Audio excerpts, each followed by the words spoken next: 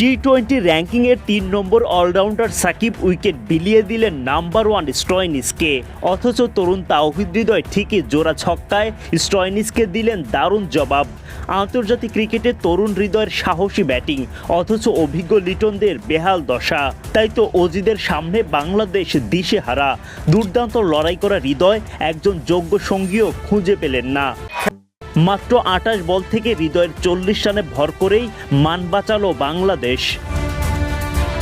Super ৮-এর লড়াইয়ে টসে জিতে বাংলাদেশকে আগে ব্যাটিংয়ের আমন্ত্রণ জানায় অস্ট্রেলিয়া। ব্যাটিংয়ে নেমে মিচেল স্টার্কের তোপের মুখে বাংলাদেশ ছন্নছাড়া করে ফেলেন টাইগার ওপেনার তানজিদ তামিমের স্টাম্প। রানের খাতা খোলার আগেই উইকেট নেই বাংলাদেশের।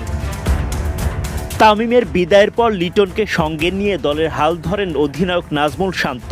শান্তর ব্যাটে ছক্কা, লিটনের ব্যাটে ৪। ৬ ওভার শেষে বাংলাদেশের সংগ্রহ ১ উইকেট হারিয়ে ৩৯ রান। কিছুটা দেখে শুনে খেলার চেষ্টা লিটন দাসের, যেটা টি-20-র সাথে বড্ড বেমানান।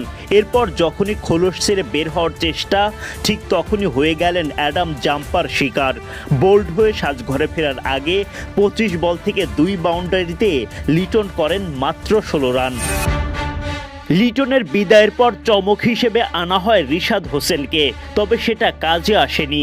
ম্যাক্সওয়েলের বলে উইকেট বিলিয়ে দেওয়া রিশাদ করতে পারেন ৪ বল থেকে মাত্র ২ রান।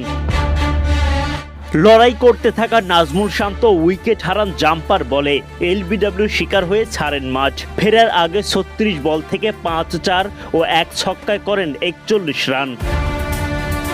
সাকিব আল হাসান তো এসে উপহার দিয়ে যান নিজের উইকেট। বোলিংয়ের পর উইকেটের পাশ থেকে সহজ একটা ক্যাচ লুফে নিয়ে সাকিবকে সাজঘরে পাঠান স্টয়নিস। ওপরের সারির ব্যাটারদের ব্যর্থতার পর তাওহিদ হৃদয় দেখান দায়িত্বশীল ব্যাটিং। আগ্রাসী ভঙ্গিমায় খেলে হাঁকান দারুণ সব ছক্কা। তার ব্যাটে ভর করেই তো লড়াকু পুঁজি বাংলাদেশের। এবার কঠিন লড়াই বোলারদের।